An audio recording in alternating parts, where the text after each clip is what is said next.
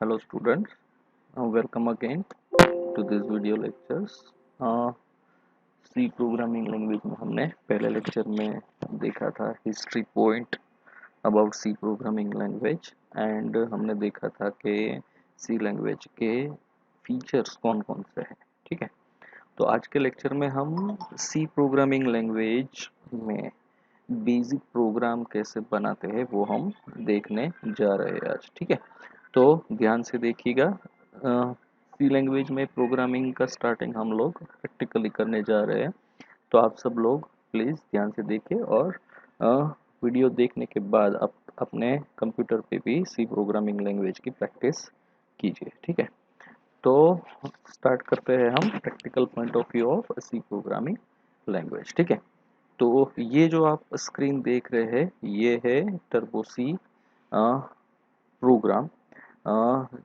जैसे कि एक सॉफ्टवेयर आता है टर्बो सी, जिसमें हम सी और सी प्लस प्लस के प्रोग्राम को राइट कर सकते हैं, कंपाइल कर सकते हैं और रन कर सकते हैं। ठीक है, तो आज के इस वीडियो लेक्चर में हम देखेंगे कि भाई बेसिक सी प्रोग्राम अगर हमें लिखना है तो हम कैसे लिख सकते हैं। ठीक है, तो स्टार्ट करते हैं। ठीक है, सबसे पहले आता है हेडर फाइल्स। ठीक है, ये है हेडर फाइल्स।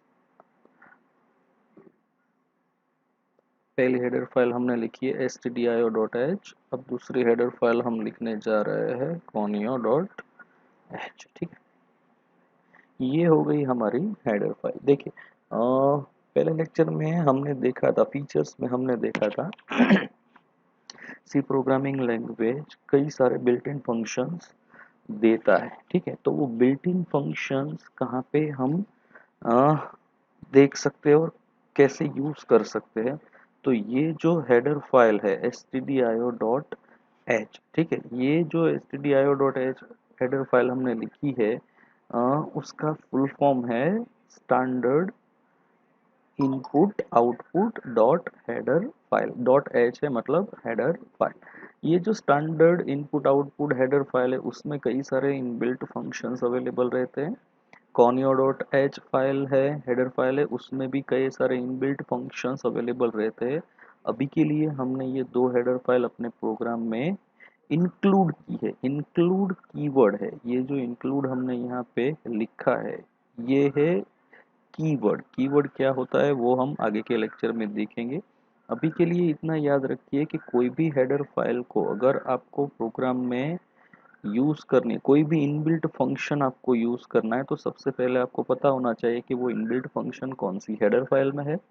उस हेडर फाइल को आपको अपने प्रोग्राम में यूज करने के लिए इंक्लूड कीवर्ड के साथ आपको हेडर फाइल को अपने प्रोग्राम में लिखना पड़ेगा। ठीक है, ये दो हेडर फाइल है वो कॉमन हेडर फाइल है जो आपको मोस्ट ऑफ सी प्रोग्राम में देखने को मिलेगी। ठीक है, तो ये सबसे पहले हमारा जो पॉइंट आएगा प्रैक्टिकल पॉइंट ऑफ व्यू में वो है हेडर फाइल को इंक्लूड करना। ठीक है, इसे हम सबसे पहले पोर्शन में देखते हैं।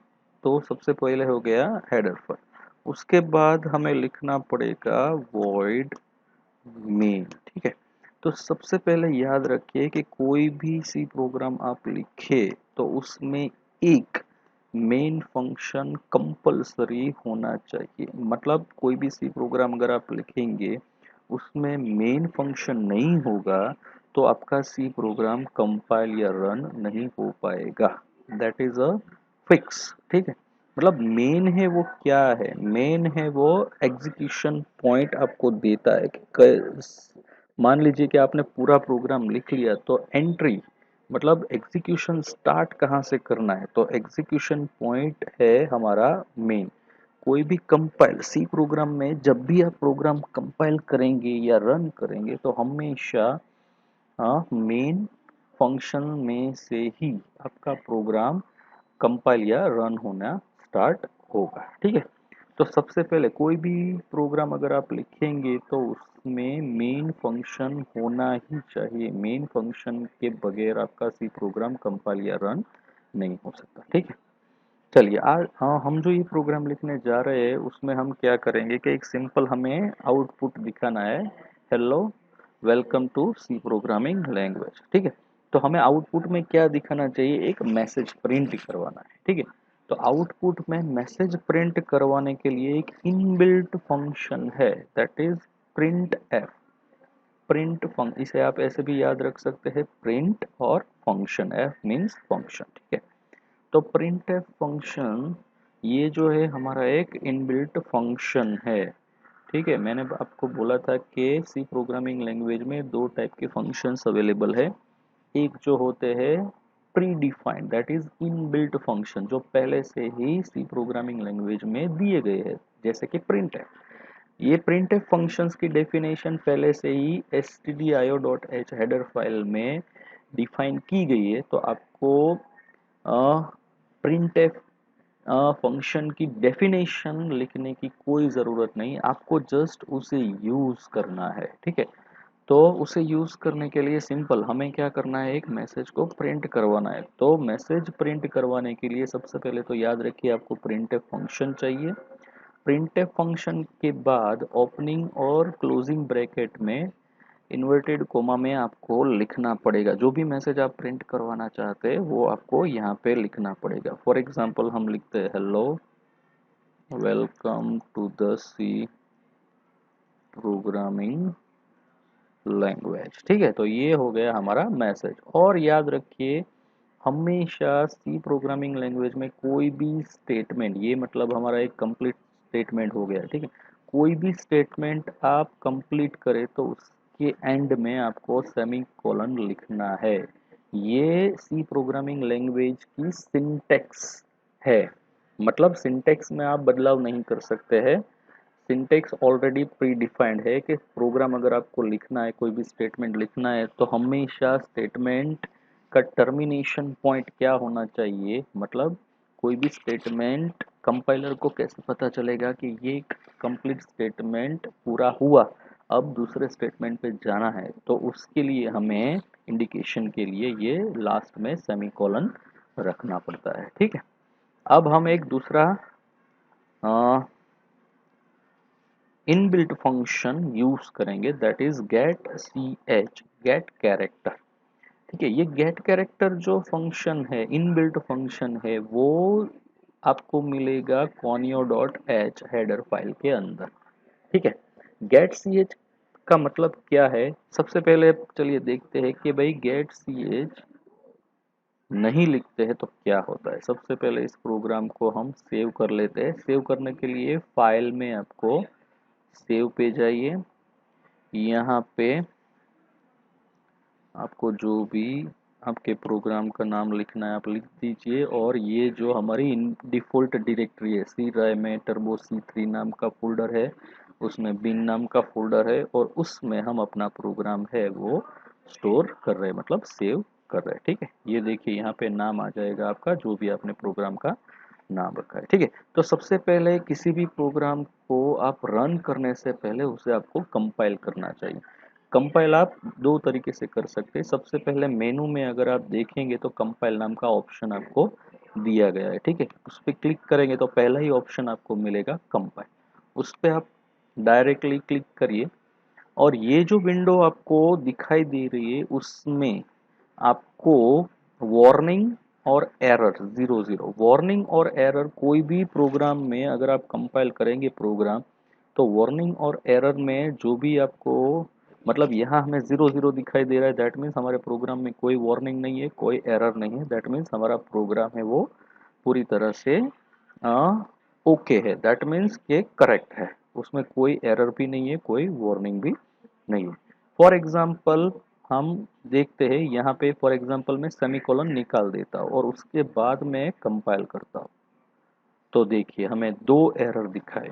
ठीक है, एक सिंपल आपने टर्मिनेशन पॉइंट मतलब सेमीकोलन अगर नहीं किया है तो भी आपको एरर है वो दिखाई देगी। देखो यहाँ पे एंटर की हमने प्रेस दी तो हमें पहले ही एरर दिखाई देगी, मतलब स्टेटमेंट मिसिंग।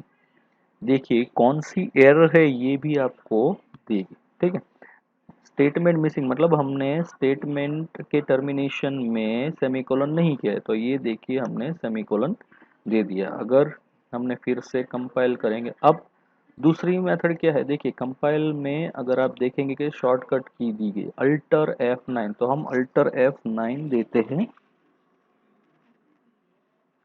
हाँ, तो ये हो गई दूसरी मेथड कंपाइलिंग के लिए, अल्टर F9 डायरेक्ट आप प्रेस करेंगे तो प्रोग्राम आपका कंपाइल हो जाए। ये देखिए हमारा प्रोग्राम कंपाइल हो गया है, यहाँ पे एरर भी नहीं है और वार्निंग भी नहीं है, ठीक है। अब कंपाइल करने के बाद अगर आप प्रोग्राम कंपाइल करते हैं और वार्निंग भी ज़ीरो आती है, एरर भी ज़ीरो आती है, दैट मीन्स आपका प्रोग्राम करेक्ट है। जब प्रोग्राम में वार्निंग और एरर ज़ीरो ज़ीरो आए तो उसके बाद आपको प्रोग्राम को रन करना है आउटपुट देखने के लिए। जैसे कि कंपाइल करने के लिए भी दो मेथड थी, वैसे ही रन करने के लिए भी दो मेथड है। यहाँ से मेनू में जाके भी रन आप डायरेक्ट प्रेस करेंगे तो आपका प्रोग्राम रन हो जाएगा, या तो आपको शॉर्टकट की कंट्रोल F9 अगर आप प्रेस करेंगे तो भी आपका प्रोग्राम रन हो जाएगा। चलिए रन करते हैं। देखिए आपने देखा कि एक सिंपल एक माइक्रो सेकंड के लिए एक ब्लैक स्क्रीन आई और चली गई। देखिए फिर से करते हैं। देखिए हाँ, एक ब्लैक स्क्रीन आई और चली गई। तो हम प्रोग्राम में जो भी हमने आउटपुट लिखा है, जो मतलब हमें आउटपुट में देखना है, वो विंडो हमें कैच करके रखनी है, ठीक है। हमें गेट करनी है, मतलब जैसे भी हम प्रोग्राम को रन करेंगे हमें उस अपनी विंडो को कैच करके रखनी है, मतलब हमें जब तक आउटपुट देखना है तब तक हम उस विंडो को रख सकते हैं। उसके लिए हमें ये फंक्शन लिखने की ज़रूरत है, गेट सी एच, ठीक है। अब देखिए गेट सी एच हमने कर दिया है। अब देखते हैं, कंपाइल करते हैं। सबसे पहले कंपाइल, देखिए वार्निंग ज़ीरो एरर ज़ीरो आ गई। अब हम रन करते हैं, रन। ये देखिए, ये देखिए यहाँ पे हमने कितनी बार पहले जो हमने रन किया था वो आपको दिखाई देगा, hello welcome to the C programming language. फिर दूसरी बार हमने रन किया था, hello welcome to the C programming language. अब तीसरी बार हमने रन किया है, hello welcome to the C programming, ठीक है। तो ये देखिए, ये मतलब क्या हो गया। अब चौथी बार में अगर प्रिंट करूंगा, ठीक है, चलिए फर्स्ट फिर से रन करते हैं, कंट्रोल F9।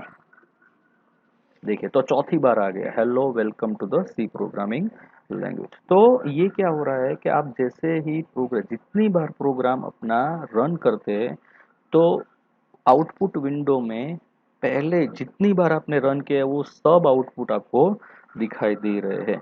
अगर आपको ऐसा करना है कि जैसे ही आप प्रोग्राम रन करें तो आपको फ्रेश आउटपुट ही चाहिए, तो उसके लिए एक इनबिल्ट फंक्शन है CLR SCR। उसका मतलब है क्लियर स्क्रीन। क्लियर स्क्रीन क्या करेगा, जब भी जैसे भी आप प्रोग्राम रन करेंगे तो उससे पहले का रन किया हुआ जो आउटपुट डेटा है वो आपको क्लियर कर देगा, मतलब आपकी स्क्रीन क्लियर कर देगा, हमेशा आपको फ्रेश आउटपुट ही देगा। चलिए अब देखते हैं, फिर से रन करके देखते हैं हमें आउटपुट कैसे मिलता है, ठीक है। देखिए, hello welcome to the C programming language, ये हमारा फ्रेश आउटपुट आपको दिखाई देगा, ठीक है। तो ये हो गया हमारा basic structure of C programming language. सबसे पहले आपको क्या करना है, हेडर फाइल दो इंक्लूड करनी है, उसके बाद वॉइड मेन लिखना है। मेन फंक्शन है, इसे हम बोलते हैं मेन फंक्शन। और ये जो वॉइड है वो भी एक कीवर्ड है, कीवर्ड है, और साथ में इसे डेटा टाइप भी बोला जाता है, ठीक है। ये डेटा टाइप की कैटेगरी में भी आता है, मतलब नल डेटा टाइप उसे हम बोल सकते हैं, मतलब रन करने के बाद फंक्शन में कोई भी वैल्यू रिटर्न नहीं करता। ये सब टेक्निकल वर्ड अगर आपको इस वीडियो लेक्चर में समझ में नहीं आते तो आगे के वीडियो लेक्चर हम जैसे भी बनाएंगे उसमें आपको समझ में आएंगे कि डेटा टाइप क्या है, कीवर्ड क्या है, रिटर्न टाइप क्या है, ये सब आपको आगे पता चलेगा, ठीक है। तो ये हो गया हमारा basic programming in C programming language, ठीक है। ये पहला हमारा प्रोग्राम है जिसमें हमने एक सिंपल मैसेज प्रिंट करवाया है, ठीक है। तो आप भी अपने सिस्टम पे ये प्रोग्राम की प्रैक्टिस कीजिए। अगर आपने सी प्रोग्रामिंग सीखना अभी से स्टार्ट किया है तो ये हमारा पहला स्टेप है प्रैक्टिकल पॉइंट ऑफ व्यू, कि हम मैसेज को प्रिंट कैसे कर सकते हैं, ठीक है। आगे के लेक्चर में हम सेम दूसरे प्रोग्राम कैसे हम लिखते हैं, वेरिएबल डिक्लेरेशन और ये सब हम आगे देखेंगे। उसमें हम देखेंगे मैथमेटिकल ऑपरेशन कैसे किया जाता है। ठीक है, अगर वीडियो आपको पसंद आया है तो लाइक कीजिए और सब्सक्राइब कीजिए और अपने फ्रेंड्स के साथ शेयर कीजिए। ठीक है, थैंक यू।